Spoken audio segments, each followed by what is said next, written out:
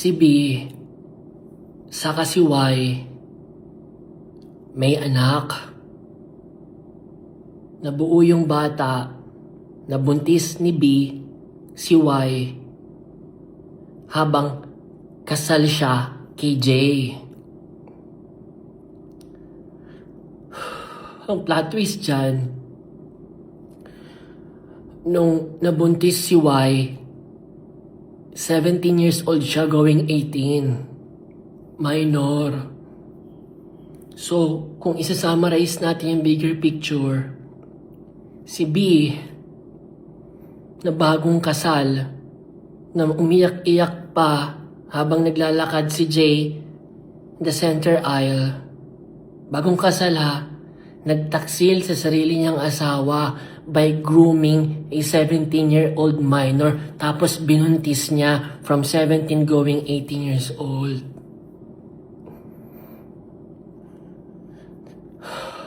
Tagal ko nang kinikim-kim to. Higit 3 taon na, 4 years na. Something lang na may nangyari recently na nag-push sa akin para ilabas to at pangunahan ko na si Y. Kahit pinigilan niya ako 4 years ago nung nag-meet kami sa Bangkok. Nung pinakilala niya siya sa akin ni Sashna, sabi niya, Sian, alam mo yung background namin, alam mo yung nangyari. Dahil ikaw nag-sploke last year, which is 2021. So nag-meet kami 2022. Humirit siya sa akin, humiling siya sa akin na please, huwag mo na ilabas sa public na may anak kami. Kasi gulong-gulo na rin ako, di ko na alam gagawin ko, baka magpakamatay na lang ako. Why? She was 19 back then when we first met. Gulong-gulo siya kasi third party siya sa isang high profile na relasyon na nag-groom siya when she was 17. Yes, nagkamali siya ng desisyon, pero 17 lang yun. 17 na baka utak 14 or utak 15 pa, pero ginroom ka ng isang lalaking may asawa. Isipin mo na lang, malupit doon, siguro ng mga panahon, no? Kunyari ako yung 17 years old na, okay, ginigroom ako, kala ko tama to, kala ko goods lang to. Nagkamali, bata eh. Siguro nung pakawala na siya, nung nararamdaman na ni B, na i-exit na siya sa relasyon at matatauhan na, anong ginawa ni B? Binuntis siya. Ilang taon na ba si B? Hindi ko alam eh. 30 na yata yan eh. Grabe, binuntis siya. Minor. Ang masakit dyan, for the last 4 to 5 years, pasundot-sundot, like once a year or twice a year, palaging nababash si Y. Palagi na lang. Ang bigat lang sa feeling ko. Kasi alam ko yung buong kwento eh. So every time na nababash si Y sa social media, tapos nababasa ko, gustong-gusto kong magsalita, gustong-gusto kong dumepensa, na gusto ko sabihin eh, huy, 17 yan, binuntis yan ng minor pa lang. Ano bang pinagsisigawan nyo na kabit, bla bla bla, kung ano nung sinasabi yung masakit na salita. Ginroom yan eh, 17 lang yan eh. Pero hindi ako makapagsalita eh. Kasi nakapag-promise ako kay Y noong 2022 eh. Alam mo yun, pag nangako ako, nag-commit ako sa isang tao na hindi ko isplok tong bagay na to, I honor my words eh.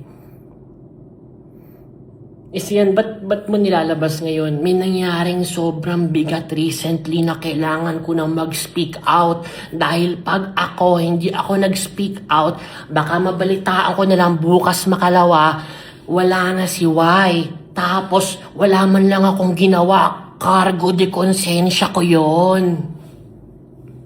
Hindi ko yun kakayanin. Kaya heto ako ngayon sa inyo, ine-expose ko na kung ano ba talaga yung tunay na nangyari. Uulitin ko.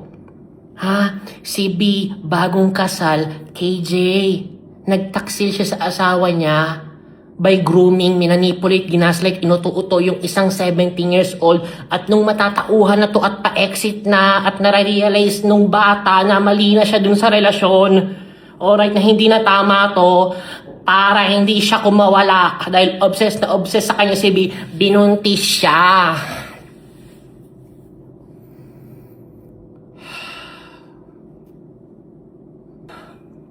B,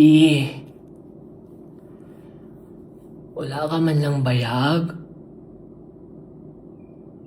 para akuin sa publiko yung pagkakamali mo. Kay Jay, sa iyong ex-wife, at kay Y na ginroom mo at binuntis nung batang-bata pa lang siya.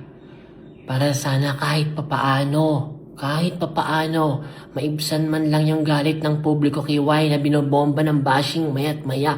Pero nanahimik ka lang, pinoprotektahan mo sarili mo habang pinapako sa krus si Y na nanay ng anak mo. Tindi mo, Brad. Tindi mo. Tibay ng mukha mo. Kawawang-kawawa yung tao, 5 years na oh. Sinira mo yung buhay eh. 17 lang yun eh. Napakagandang kinabukasan yung nag-iintay. Pero anong ginawa mo? Ginroom mo habang may asawa ka. Tapos, hindi ka pa nakontento. Binuntis mo habang 17 going 18. Nakakapanginig ka ng laman. Tapos, okay, lumabas na sa publiko. Alright, first year, second year, third year, fourth year, fifth year, ikalimang taon na going 6 years. Anong ginagawa mo until now? Para kay Y. Para protektahan yung pangalan niya. Yung katinoan ng kanyang pag-iisip, yung buhay niya. Paano mo siya isasalba ngayon mula sa ginawa mo sa paninira sa buhay niya? Paano? Wala na, nahimik ka lang eh. Hindi mo nga magdepensa kada may bashing taon-taon. Tinti mo. Ba't ganun?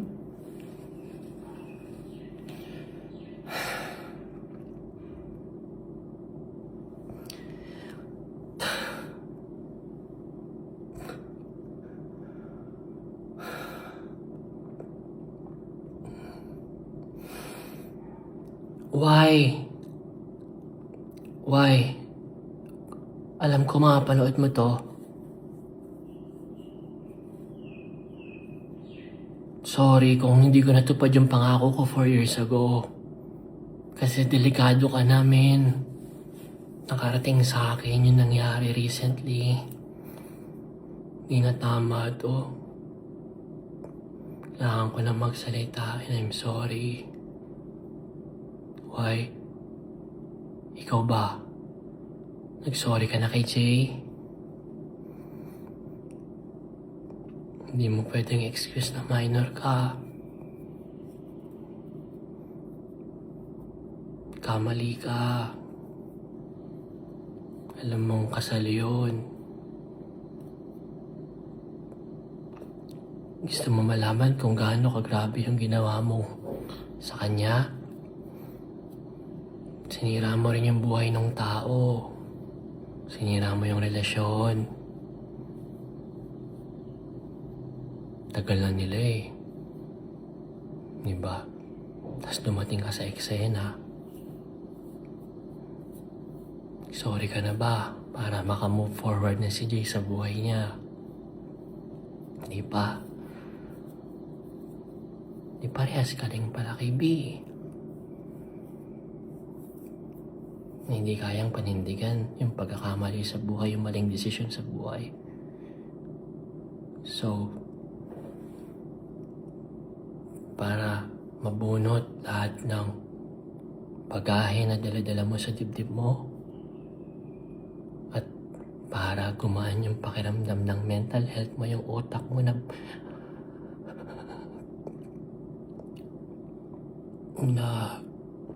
bugbog na for 5 years.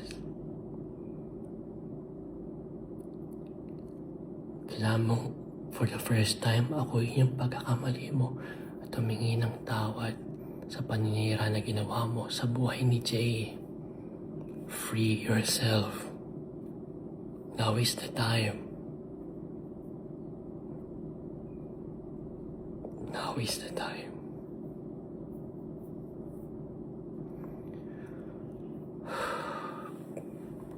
Jay, alam ko mid-30s ka na ba? Going 40s. Yeah, I'm sorry sa nagawa sa'yo ni B. I'm sorry sa nagawa sa'yo ni Y. I hope na napatawad mo na sila. You know, sabi nga, kung sino yung nagbibitbit ng galit at paghihigante or kahit na namang negative na feeling sa ating dibdib, sila yung nagsasuffer. I just hope, you know, na one way or another napatawad mo na sila, or I hope kung hindi pa man ay dumating yung araw na magkaroon ng kapatawaran sa iyong puso yung nagawa ng dalawa. So that finally, you can move forward with your life at maiwan mo na tong chapters ng buhay mong ito. Hindi pa huli ang lahat para sa iyo. I'm praying for you. At para sa lahat ng bashers ni B at ni Y, you know, nandun sa mga may hindi nasasabing maganda somehow kay Jay, kahit hindi naman dapat siya yung biktima dito. And to all the bashers, isang baksak na lang guys kung ibabash nyo sila. Si B, si Y, isang baksak na lang ngayong linggong ito for the next 1 to 2 weeks. And then please, I'm begging all of you na sana magkaroon na ng kapatawaran din sa inyong mga puso. Papatawad nyo na yung dalawa para makamove forward na rin si B sa kanyang separate life at si Y sa kanyang separate life. Magka-co-parenting man silang dalawa ng maayos, I am hoping na magaya silang dalawa sa amin ng mga baby mamas ko, sa dalawang panganay ko, no? Na maging maayos din para alang-alang sa kapangalan ng bata, no? And please, it will stop or sorry. Magre-restart ang lahat, you know, na makamove forward yung kanya-kanila ng buhay. Si J, si B, si Y, walking separate paths. Kapag napatawad nyo na sila at tinigilan nyo na yung kakabash, ngayong alam nyo na ang katotohanan. Yun lang, and I'm praying sa buhay ng tatlo that they can find peace in their lives. You know, maalis sa lahat ng bagay, makamove forward, magkaroon sila ng second chance at magkaroon sila ng bagong buhay. Talikuran na nila or iwan nila yung mga bagay ng pagkakamali ng kahapon, mga maling desisyon nila sa buhay. In Jesus' name.